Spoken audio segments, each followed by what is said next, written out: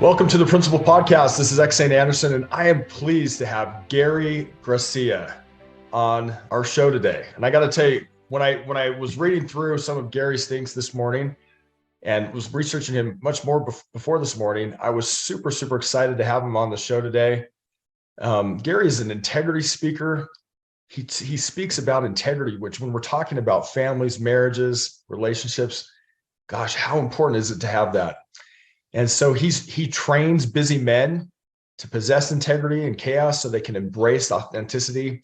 And I think today we're going to be talking about identifying where the degree of separation is between our beliefs and actions and feelings and the actual objective truth so that we can reach our dreams, our goals, and move in the direction that we want to move. I'm so excited to have you on today. Gary, thank you for coming on the show today. No problem. I'm excited to be here. Yeah, I would love to hear a little bit of your story. Can you tell me how you came to talk about integrity and why that's important? Well, it started back, I'm married. And when I got married, within 4 months, we had our first child. And I don't know what happened after that. I just became very money focused. I wanted security, like most men. And so I was going after so many different ventures, but they were failing. And after failing at a couple of ventures, a new child came in. I said, I kept failing. And that does something to a woman, I realized, when you say you're going to do something and then you start and you fail. So after that, COVID happened.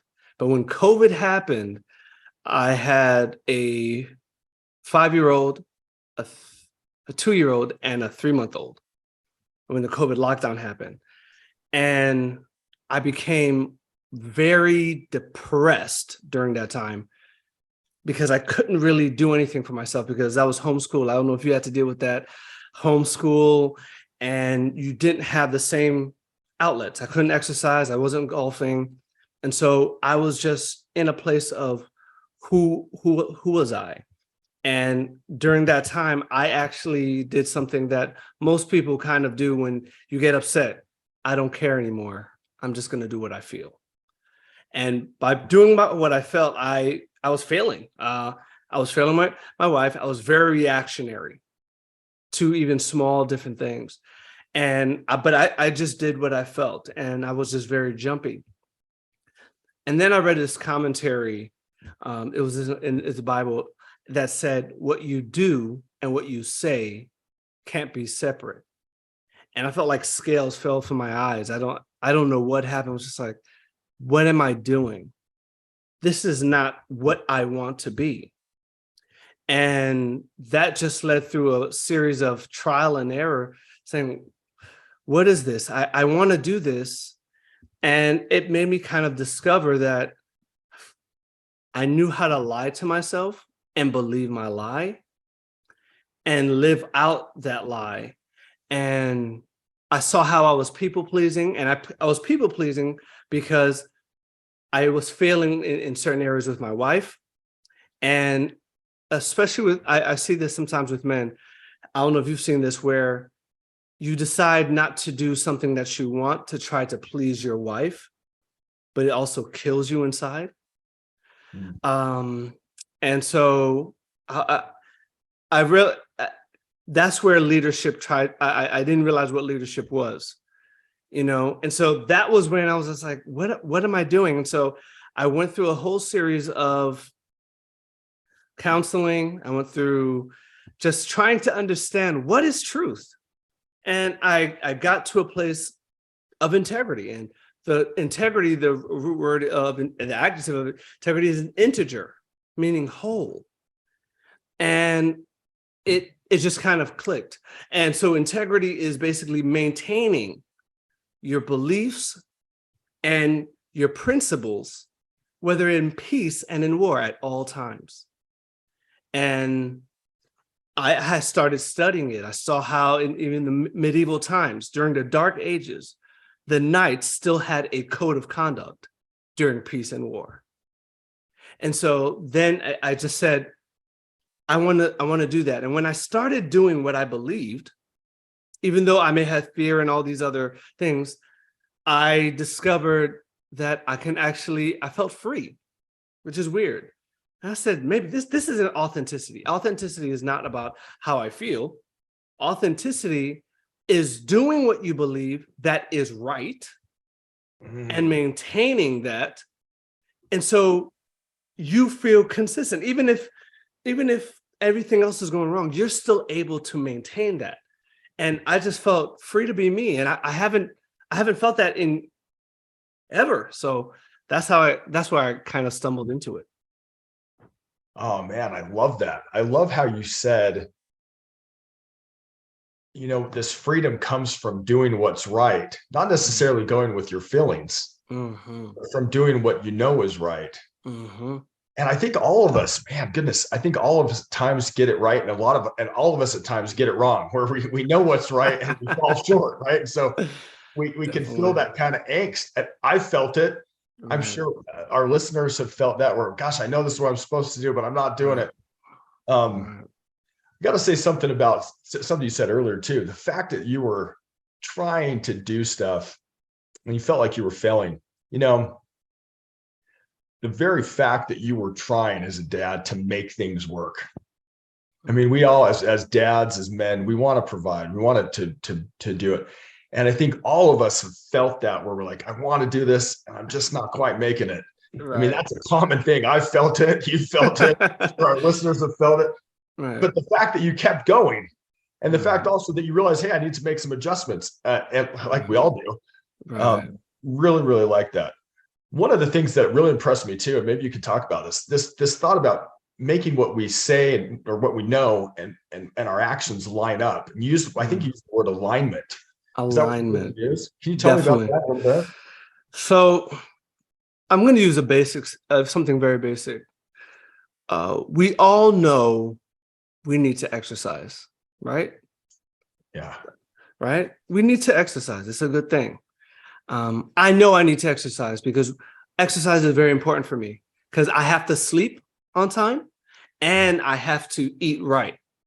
So I know I need to exercise, but when I say I need to exercise, but I don't feel like it, you're living by your feelings. But what it also tells you is you believe what you feel, then what you believe is the right thing to do.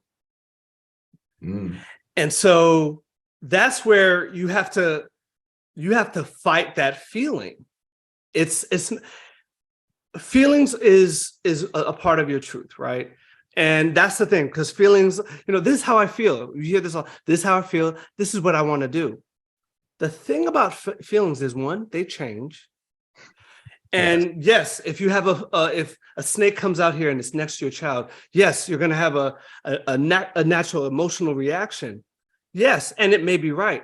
But there are sometimes, is there something superseding that belief? So I'll give you a perfect example. I loved Christmas. My parents took away Christmas because they heard an evangelist said it was evil. I started buying my own gifts for Christmas. When I started buying my own gifts for Christmas, I started saying to myself, only I can take care of me. No one else really cares about me. They're doing whatever, because they're not giving me gifts. I only could take care of myself. That was my belief. Now, the question is, was that true? No, that wasn't true. They did care about me. There wasn't. And so you can literally have a belief that you've created that's true, which is the story you keep telling yourself when negative things happen, or actually search for the truth by asking the right questions. And when you ask the right questions, you've been in counseling, you've had coaches, they ask you that one question and like, oh, that's not right. So we're not asking the right questions. We're not asking the right questions. I love that. I love both of what you said here, Gary. One of the things that hit me, I have a friend named Brody who it was in a neighborhood I used to live at and he did this workout. I believe it was called the Spartacus workout, which yes, I heard about that. and it's like all kinds of muscle confusion. It takes a little while. He said he did this workout and he said, I was so sore. I could barely walk. I wanted to die. He goes, I hated it. Absolutely hated it. He goes, but I committed to do the workout. So I did it again the next day. I still hated it. I was still sore because I did it again. I still hated it. It. But the interesting thing is he says, you know what? I kept doing it because I'd committed to do it. And he said about 2.5 or 3 weeks in, his feeling changed. He said, I got to the end of the workout. He goes, I can't remember if it was week 2.5 or 3, but I got to the end of this workout. And he goes, it felt like I got to the end of the workout and it felt like I was just getting started. I wanted to do it. And beautiful. It sounds kind of like what you were saying there. He knew he needed to exercise, didn't feel like it, right? Decided to do it anyway, kind of like had to force himself, like you were talking about, right? And then later on, he feels like it, so he actually could change his feelings to come in an alignment, like you were saying, and have integrity with what he knew he needed to do. Right. I'm so glad you're sharing this message. It's such a good thing. And the other thing I really liked what you said was you talked about the story you tell yourself. That's all. It's all the story you're telling yourself about your life is almost more important than what's actually happening out there. By telling me, hey, this is hard, so I'm beat, or I'm telling you this is hard, so this is an opportunity to get stronger. What am I telling myself, right? Maybe you could talk to us a little bit more about that.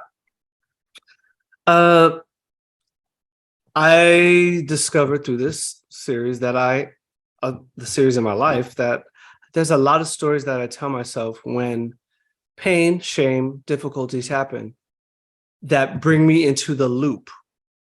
This loop. I forgot the author of The Power of Habit, but he talks about when you go into a habit loop, there's a trigger, there's a response, and then there's a reward. And you have to break, when the trigger happens, you have to change the response and as well as change the reward. But there's this loop that I'm stuck in. And we all have it. We don't know when it's going to happen. And so I literally had to try to break that loop. But I'm so comfortable in that story because it keeps me what I consider safe, but I'm not growing. So I see it as, my sister said something to me. She said, when we are in a prison made from our own words, just because you can walk around doesn't mean we're free. And I love that. That was really powerful to me because it says I'm creating my own prison. I have the power to walk out, but because I'm able to operate, I think I'm so good. And so that doesn't mean I'm going towards where I want to be. And that person is in the prison may still be my 15 or 14-year-old self that I want to keep safe. So Will Smith said this, you have to feel the fear and do it anyway. I like to say, feel the fear and do the right thing. That you have to feel it. So when we start having these pain points, pain and shame, we can revert back, but we have to feel it and do the opposite thing and do what we know is right. That's the tough part. That's the tough part. That's when you start growing. That's when you start fighting for who you really are. I love that. I love what you said there, where we have to feel the fear and just march straight in and conquer it. In other words, we don't listen to that fear. Right. As long as we're doing what's right. Now, there's dumb kinds of things. I mean, you're not going to do something stupid like just because somebody dared you to do something.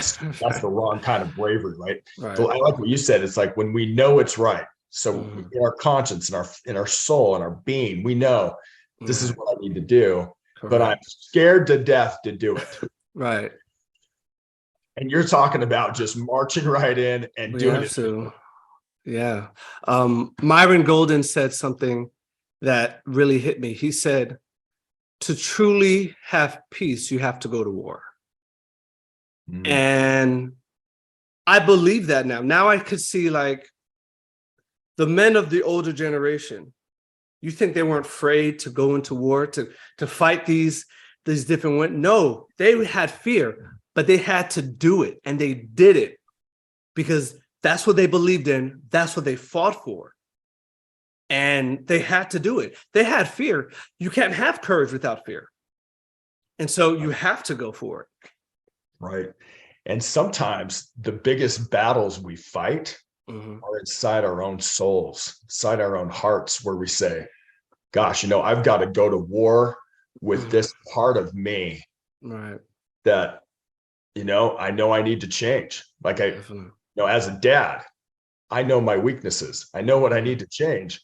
And I've got to literally be brave enough to say, you know what, these are my weaknesses. It's scary, but I'm going to march in and try to take care of that. Some of the biggest wars that will ever be fought are in the chambers of our own soul and our own minds, Definitely. I definitely agree with that. I like that though, but being willing to march right in, right in and say, you know what, I'm afraid.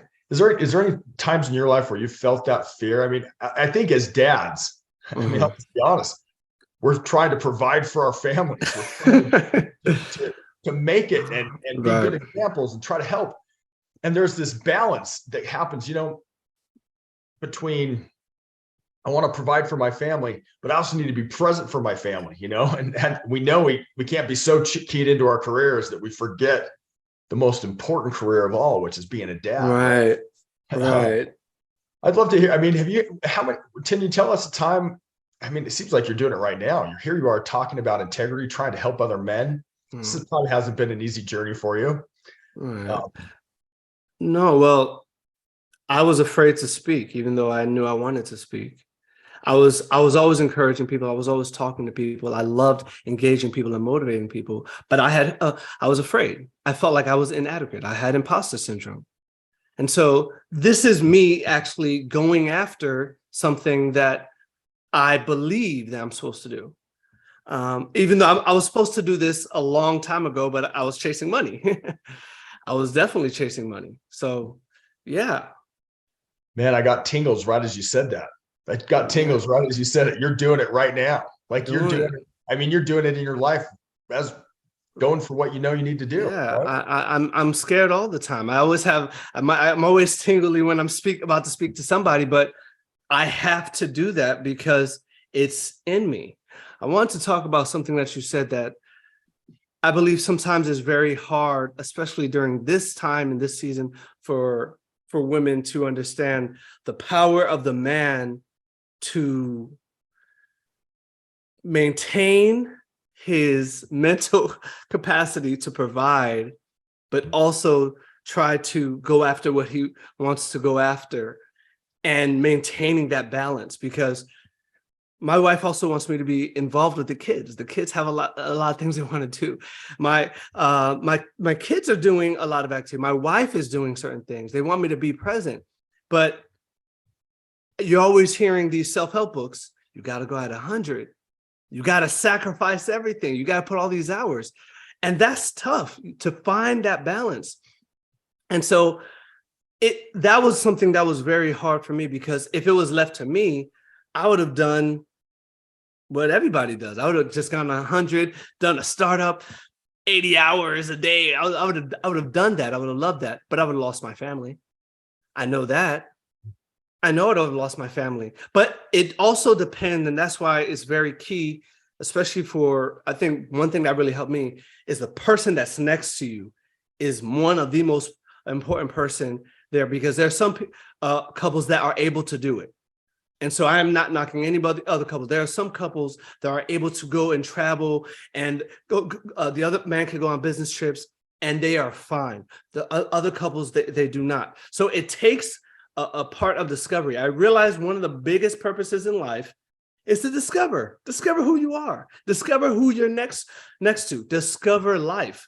And a lot of times we're not doing that discovery. We go through life getting beat up and we just go. We don't take a moment to really discover, what did this knife wound do to me? What did this pain really create in me? And who am I? People can't even define what is success to me. How do you define success? Who are you? So, yeah. As you were talking, Gary, I got to tell you, you were talking about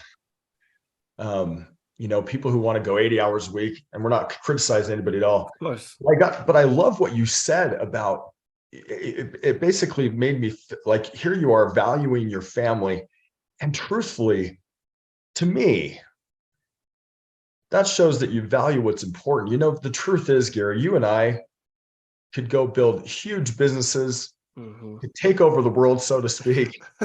We could do these things, but if we lose our family in the process, then we really have lost. And I've talked to a number of people who they climb. It's like, well, Stephen Covey wrote to people, but he said that basically the essence of what he said was he met people who would climb the ladder to success only to find when they got to the top that they'd leaned their ladder on the wrong wall. In other words, they may have made their millions, but they lost their family.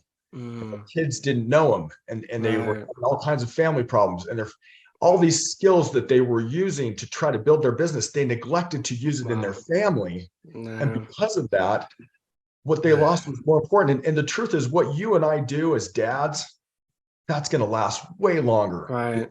That's a bigger impact. And so to have that balance, and yeah, we still have to provide. I get it. Like, we got to go out and hustle and try to make a living and make it work. Right. But the fact that it seemed that you were valuing your family, my hat's off to you. By the way, it's good to see a guy with a sensible haircut. Thanks. But this comes because I failed so long. I failed a lot at not being there. I'm able to provide. I'm able to do the task, especially, I'm pretty sure your wife said this, I'm very linear and I'm very logical. So I'm doing what I'm supposed to do, and I did it, but I wasn't there with her mentally, and I wasn't really there emotionally. And so it's taken me a while to really understand what's really important. And so I was climbing a ladder on the wrong building because I wanted value to validate my insecurity. Not, so that's the thing. I had to admit that, okay, I wanted the money so that other people who don't even know me can actually appreciate me because I can feel valued. And yeah. Yeah, and it's interesting. I've thought about this once. If I go out and spend a ton of money on a really expensive car so that other people who I don't know could say, oh, wow, he's got some, who really, really cares about me? My kids. Wow. Guess what? They don't care what kind of car I drive. They want me to come out and play with them in the yard. That's what they care about. They want me to read books. They want me to spend time with them. Those people really care about me. I should be caring more about them. That's beautiful. And I'll tell you, it's interesting. You and I, parents have this effect. It goes down for generations. Wow. And the stuff we do in business, I mean, you could build a business and in 10 years, 20 years, it might be bought, sold, bankrupt. It's going to last a decade or two. But the stuff you do at your home with your own kids, that's going to go on. It's going to go on for generations. And that's so beautiful. Let's just say that you and I fail miserably at business. Okay? Right. But that we're decent dads, even though we make mistakes and sometimes we fail. A lot of times we fail, right? Right. But if we keep trying, the effect that we'll have in the world will be much, much greater than anything we did in business. Definitely. And I see how my kids, when I'm able to keep my word, and when you say, hey, I'm going to buy you something, I'm going to take you out, and you forget. When I keep my word with my kids, they know when I say something, it's real. And that's what I want my kids to see. But I also need other people around me to see that if I say something, I'm able to keep my promise. You can trust my word. I'm not going to say, oh, I'm going to call you. Yeah, I'm going to call you Tuesday. Yeah. I'm able to keep my word because that's who I am. That's where it is. And I get tingles every time you start talking, Gary. I get tingles here because I know you're speaking truth. That's good. That's good. I appreciate that. Well, let me ask you this, Gary. So, if you could give one piece of advice to men, had to boil down to maybe one or two things, what would you tell? I know you train busy men to have integrity and stuff. Tell me what you would tell them. Um, Maybe you've already said it, but just maybe. I believe it starts with us. I think a lot of things start with us. We approached our wives. We approached our wives. We provided our wives with our seed. We started these businesses. It starts with us creating that foundation. And I believe the power of responsibility. Now, this was very hard for me to admit, but I realized that I complained a lot. And I read this quote that said, never complain, never explain, never give people the opportunity to say that you're making excuses or defending yourself. And just take responsibility.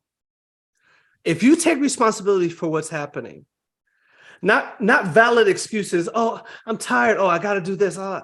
Take responsibility. What you contribute to any and every situation, you will go so far because that's what you can control. You can't control anything else. So I believe if men knew how to take responsibility for their own actions, not because my wife was mean, not because they weren't there for me, not because they're not thinking of me. I'm only going to do it if they do it, then I'm not doing this tit for tat. But because of who I am, I'm going to hold on to what I said I was going to do. And so you can bank on me to do what I'm going to say I'm going to do. A man of his word is more valuable than any diamond, because if they say they're going to do it and you can bank on that, whoo, I can trust you in anything. And that's what we need to do. Man, you have a message, man, that makes people need to hear. No, I appreciate that. Being a man of their word, you telling people to be a man of their word and to keep promises to their kids. Man, did it again, man. I'm just sitting here getting tingles as you talk, dude. I appreciate you, taking the time to share this message with us, to have integrity. You know, right now, I think you're right. What our society, what our nation, what our world needs is men who do the right thing, even though it's scary, who don't blame others. Like you're saying, we're not going to blame it on someone else. I'm not going to blame it on my wife or my kids or someone wasn't there for me or my circumstances. I'm just going to say, you know what? I'm going to keep my word and do it. And even if it's hard, that's such a good, powerful message. Man, I appreciate that. I appreciate that. Is there anything else you'd like our viewers to know? And then I'd like it at some point, I want them to know how to get a hold of you, how to contact you. I think the only other thing I would like to say in view of the last thing I just said was when you were speaking, it made me think about trust and conflict. And it made me think about this quote. It said, when you have conflict with no trust, you have politics. And that's who we are. We're very political with ourselves and in our mind. And because we have conflict, but we can't even trust our own words and our own thinking. And so if you want to reach me, the best way is through my website, GarySteve.com, or even Instagram, Gary Steve Speaks. It's very simple on Instagram. And but I'm hoping that I'm able to connect with more like-minded men who's actually speaking about principle. That's where it's about. I appreciate your message. And we appreciate your message that so many people need to hear you, Gary. And I appreciate that. And just touching on that, what you just said, like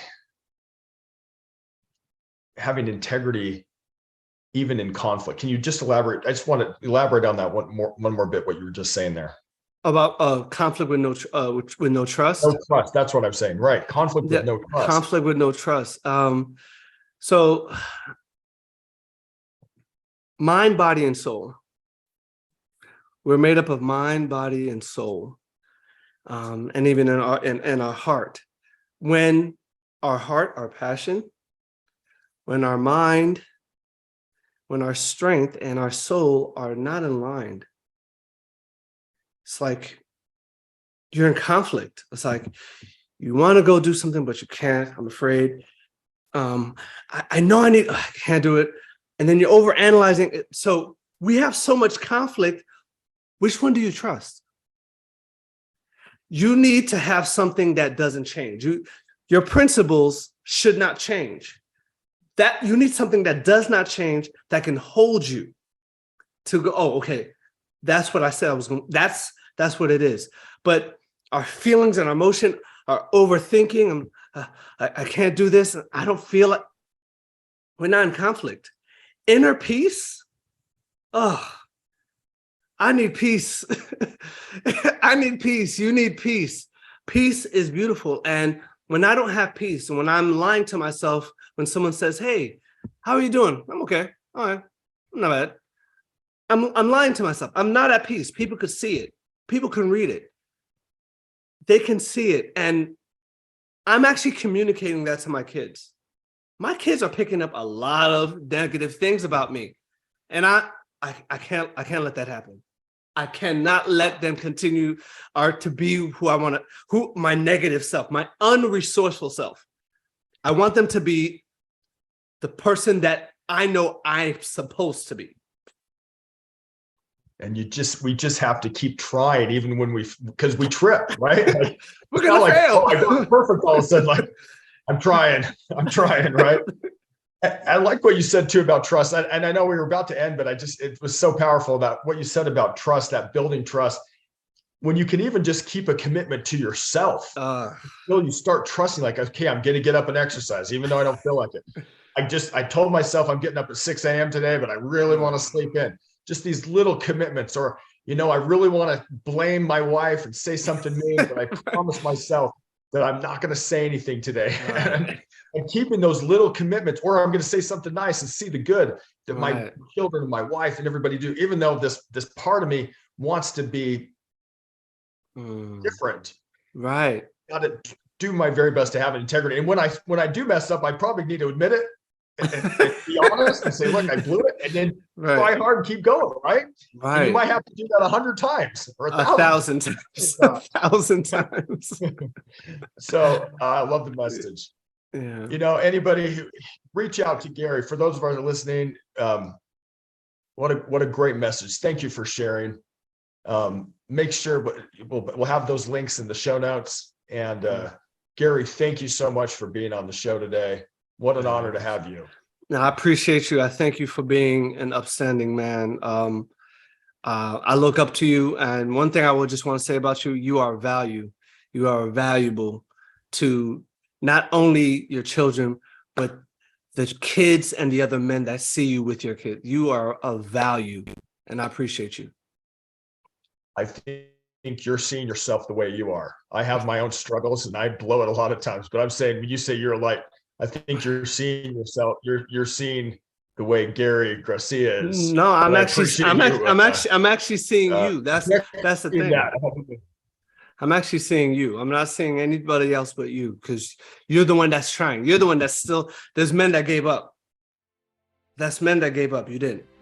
So you didn't give up. Thanks for the kind words, Gary. So I'm giving all praise to you right now. Thank you for the kind words. I appreciate you, and thank you for being on the show. Awesome. Thank you again.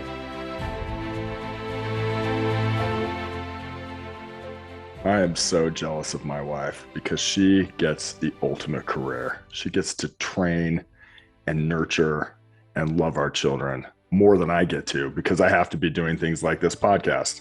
Parenting is the ultimate career. If you like what you heard today, please like, subscribe, comment, leave a review.